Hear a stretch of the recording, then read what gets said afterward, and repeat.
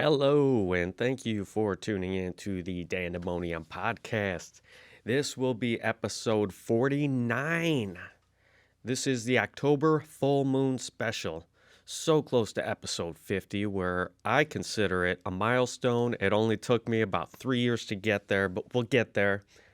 And I was supposed to do this episode. I was planning to do it yesterday, the day of the October full moon, also known as Hunter's Moon. But I just wanted to relax, so I am catching up with you guys. This is Wolf Dan Jack coming at you live. I was too busy yesterday transforming into Wolf Dan Jack. You know, going out into the neighborhood, terrorizing the small animals that are about. Apparently, I am the ghost dog because I was taking the poopies in my backyard. That's from a previous episode. If you haven't seen it, visit episode 47, Ghost Dog or some shit. But anyways, that is, we just got over the full moon. You know, I had my sister made me one of these little, it's like a felt creature. I call it the moon bug. I think it's pretty badass. So that is an addition to the shelf. I will get better placement for it and whatever, but yeah. And then I got this painting here that I did back in like 2014. There's an auction for a painting that I've done, and this is starting bid at $2,000. So if anybody wants to, it's a straight up oil painting. Got another planet in there, perspective, looking at the moon from a different planet. I don't know. Bidding starts original, 100% original oil painting by yours truly. Starting bid at $2,000. Put your comments below. Fight it out. Whoever ends up with the highest offer gets to take that home. I will ship it to you free. Yeah, that's what I'm doing for you. But yeah, other than that, normally I'll get some housework done on Sunday, but I did that shit earlier on Saturday. I spent like 4 hours cleaning the floors, washing the dishes, vacuuming the whole house. It's just like 3 or 4 hours every weekend, man. Just sucks, but you got to do that. You know, it's like Jordan Peterson might say, you got to make your bed. How do you expect to fight the dragon if you can't make your bed? That's the first thing you should start out with. He's not really Irish. He's a Canadian accent, and I try to do my best, but I do a poor job at it. So I was just had Jordan Peterson in mind as I was cleaning up. You got to clean the floors. That is the first thing. If you can't do that, what can you do? You're useless. Nothing. And I didn't want to be useless or feel useless, so got some shit done. I hope everybody else had a great weekend, and, whether you're terrorizing the neighborhood, cleaning up the house, spending time with family, whatever the case may be. So, yeah, I'm going to segue into this idea that I had, and it deals with, like, the energies of the earth. So before I actually get into the theory that I have, I am going to take you along a rabbit hole that I did with Googling of some informations, okay? Because, it deals with the energies of the earth. So one of the first things that I tried to research is how many dimensions are there, right? How many dimensions are out there in the cosmos that we don't see? So the world as we know it is in 3 dimensions. We got space, length, width, and depth, and 1 dimension of time. But there's the mind-blowing possibility that many of the dimensions exist out there. According to string theory, okay, so that's rabbit hole topic number 1. According to string theory, one of the leading physics model of the last half century, the universe operates with 10 dimensions. Like, holy crap, 10 dimensions. So if we operate in 3 dimensions, then what are those other dimensions? What's going on there? And that's according to string theory. So then this is rabbit hole topic number 2.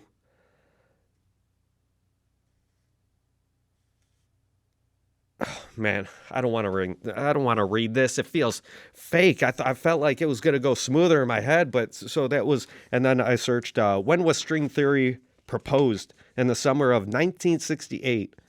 All right. So from 68 to 2022, we've been working on string theory, and it's only been a theory. There's been, as to my knowledge, no like real problem solving of the actual string theory. So that's 1968.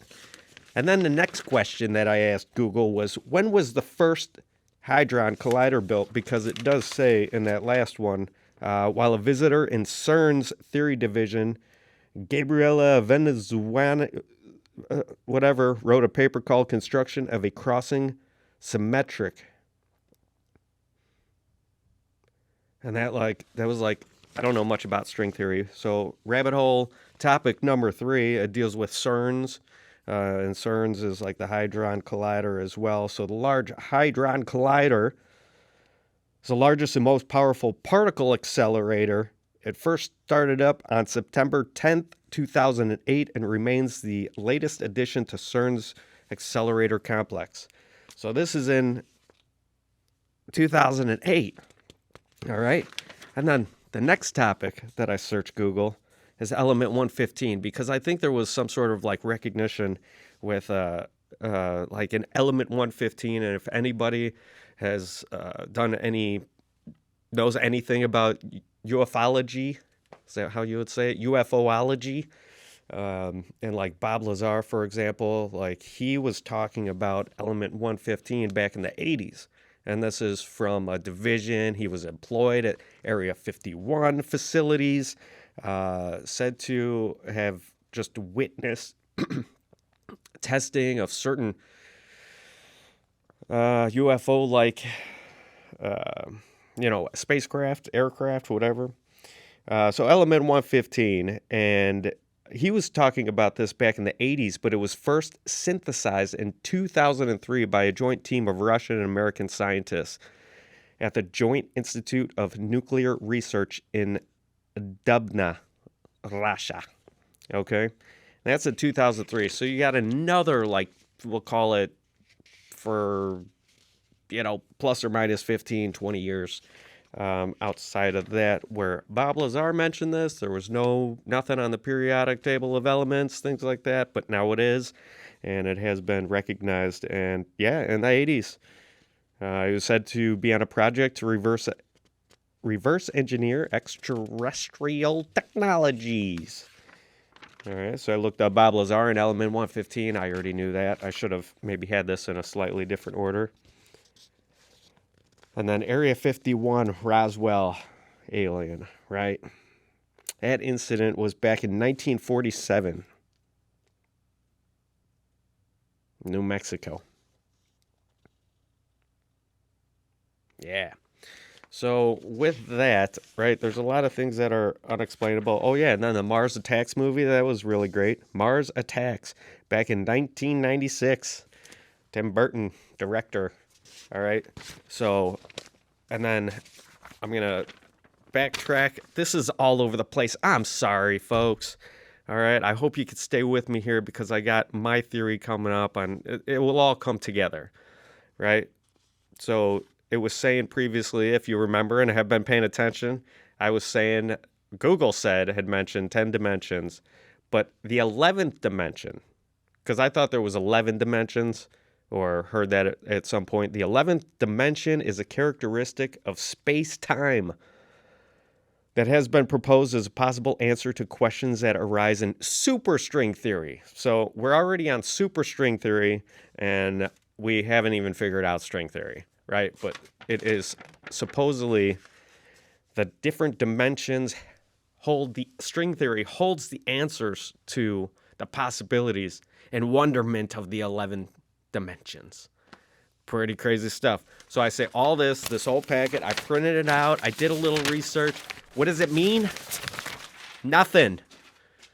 All right? That's just a rabbit hole that I took you through. I hope you enjoyed that. But I do have something that I hope that I'm going to try to articulate it a little bit better and give you the brief summary on what I think those potential other dimensions have to do with the connection of Earth's energies in the cosmos, the energies of the cosmos. Also deals with a little bit how we communicate. So there's satellites, right? And we have energy. We got communication, signals, radio waves, transmission of energy, right? And it's back down here. How do you get an email? You send an email, boop, boop, boop, ping, shoots up to the satellite, boom, pings back down, and then the receiving address gets that email. You know, what do we do with telephone calls? Ping, ping. You know, how do we spy on other countries? Ping, ping. It's all like pings of the satellite. So it's energy. It's unseen energy that could, have to do with other dimensions, right? Because that's how we're able to communicate. Some people might see, you can argue that some people might say that they can experience, they have seen a window into some of these other dimensions. There's been a lot of podcasts and personalities that have gone through DMT and or ayahuasca experiences. And not only, there's a lot of different stories out there, but that's sort of, they say, a potential avenue into other dimensions. Now, I don't condone going out there and trying to hook up with DMT or just going on your ayahuasca journey. It's probably not for everybody. But that could be just a looking, it's like a looking glass. It's like an aid to help understand the potential, our potential surroundings, or just multi-factors of life that we don't see, unseen things about life. So, and bringing it back down and talking about the pinging of energy and communication. So that is how we communicate. So, there's a lot of coincidences that I run into. For example, I will send an email to a customer, giving them a quote on some work that they need to have done. And I'll send them an email, for example. I might not think about it for like a week, maybe a week and a half, 2 weeks, whatever the time is. But all of a sudden, then I will think, I'll be like, oh yeah, what's going on with that customer and that job? And I'll just think about it. And then within the same day, sometimes minutes, sometimes hours, I will get pinged back the communication. Hey, just following up. Sorry, I haven't contacted you. I just thought about it. Okay. So that could be like an unforeseen energy. You just think about something or somebody, and then they call you or they text you, or it's like, hey, I was just thinking about you. Those coincidences. And there's another coincidence about, it has to do with all the same thing. So I think there's, on some scale, we emit certain energies. And those energies also communicate with other people that we might be connected to in one way or another. And it's just like, if I had a thought, thinking of a customer, and I'm like, oh yeah, when is so-and-so going to reply to that? Or what's going on with that? And then it's like, I'm thinking about the address, and like subliminally, they'll kind of get pinged the communication and be like, oh yeah, I got to get back to him on that job. That was about a week ago. And then I say that because when I started doing the podcast again, this is just another coincidence, life energy sort of thing. But when I started the podcast once again, I started to focus on something and get back into something that I do enjoy doing. And just outside of putting down this 20 minutes, I'm thinking about this stuff throughout the whole day. So it keeps my brain busy. It keeps my brain thinking. I have to come up with ideas. I have to talk about stuff. And I have to be, if I'm not comfortable talking about it, like the rabbit hole that I just sent you through, because I didn't do that much research. I looked up some things. I printed out, I made a little rabbit hole packet, and that's what I gave you. But I've thought about this energy thing, and it's just more of a recent idea within the past 2 weeks. But the more that I understand things, the better I'm going to be able to explain it. So when I started this podcast, I was working on something that had to deal with a little bit different energy than what I was used to. I was getting back into something that I enjoyed, a hobby, and maybe I'm putting out different energies out there. So very shortly after, I started getting these customers, like emailing emailing me. It could be weeks ago, could be a month ago, but people started follow up. And I'm like, this is really strange. It's like, now that I want to work on something, now life's going to throw me all this shit and be like, oh, you wanted to work on something? Well, too bad. Boom, you got to do this. Too bad. Boom, you got to do this. So it's like putting out different energies. It's a little earlier in the day, and this is it's cold coffee now, but afternoon.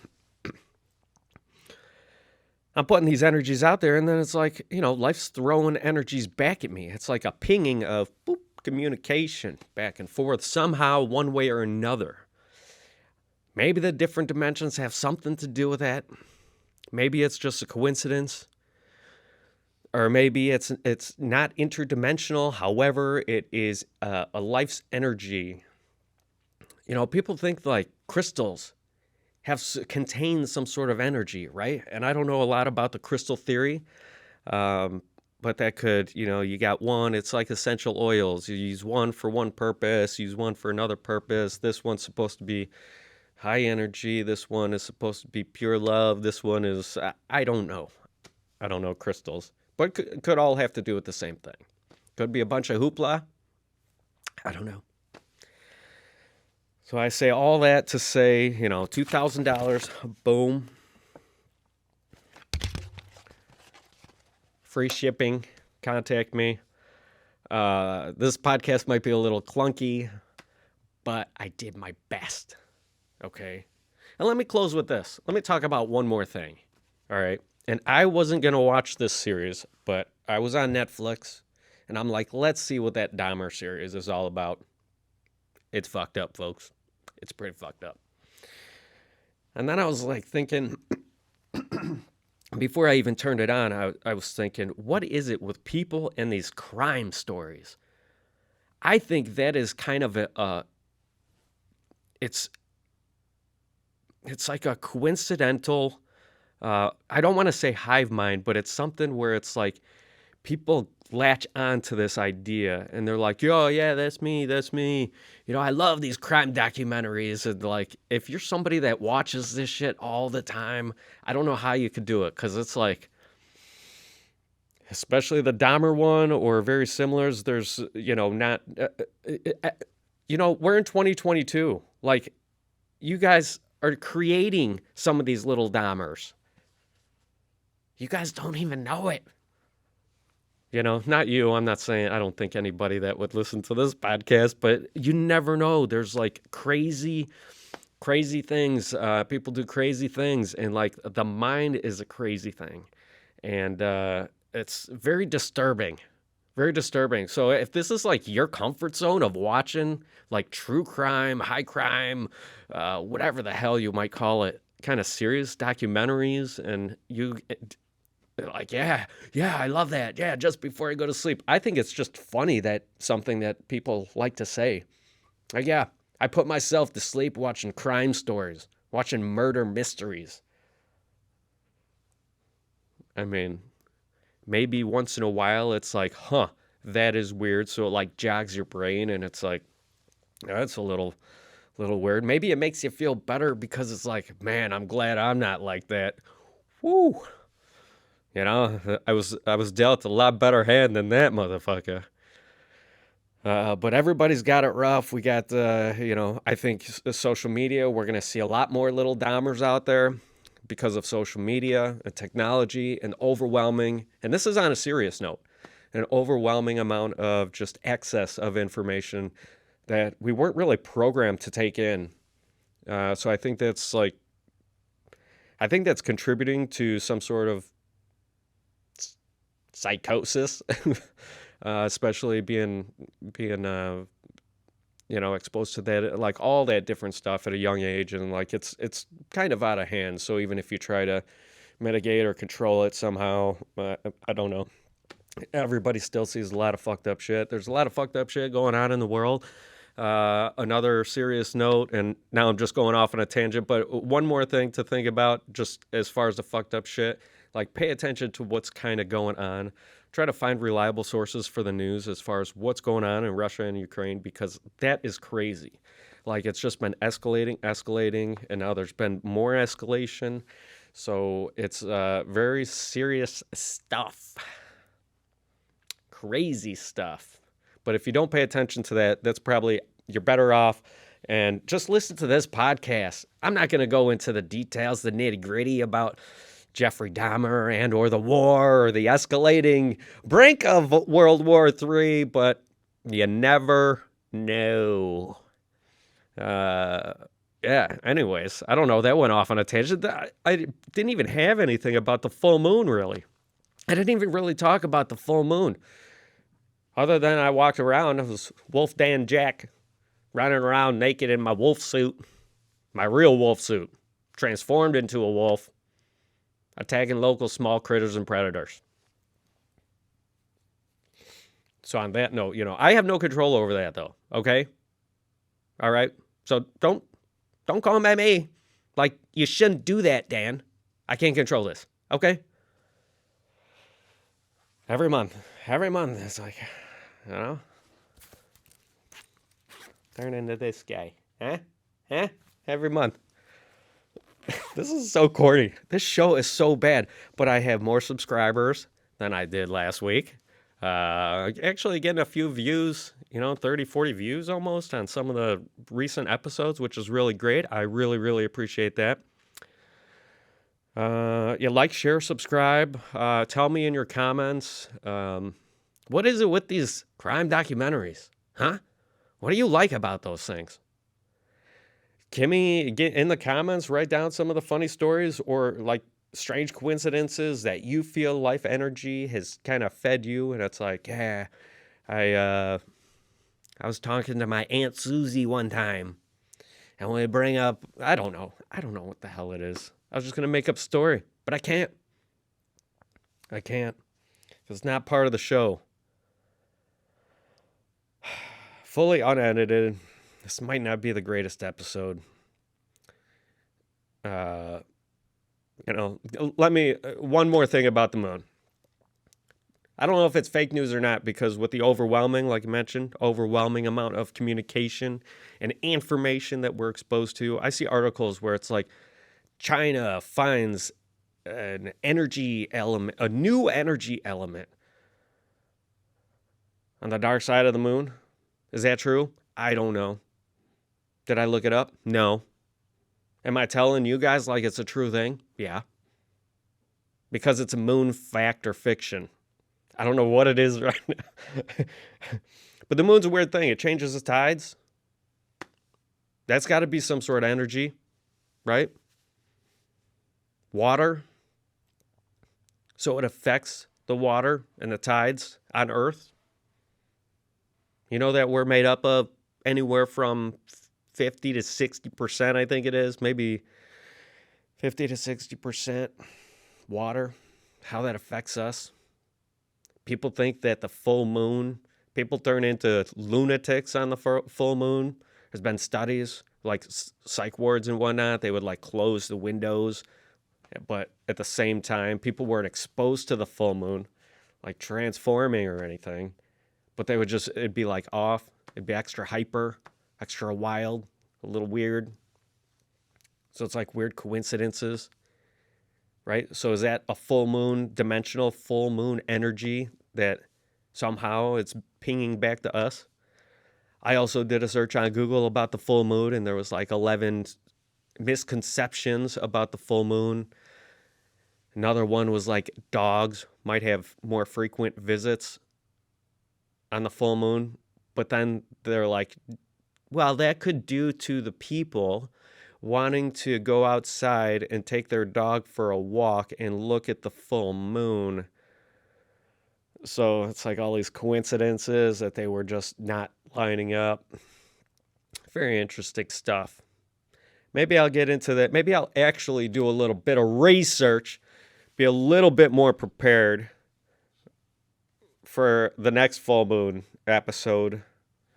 Sorry, I put a timer here to try and keep track of where I'm at. So that puts me about 24 minutes of rambles, full moon special rambles. I hope everybody Had a good time regardless. Hope you got a little bit of laughs. Hope it made you think a little bit about life's dimensions and energies and, your desire to go out and do ayahuasca now. But be safe. Take care. I hope to see you. Be sure to tune in for the next one because that will be the 50th episode. It's a milestone to the Dandemonium podcast. I probably won't put an episode out this Wednesday, but I will see you back next Saturday, next Friday. So tune in. Be sure to like, share, subscribe. Hit the notification bell. Ping! So YouTube sends you a little notification. Put in your comments how much you want to pay for this original painting by yours truly. And we'll see you next time. Thanks again for tuning back and listening to this shit.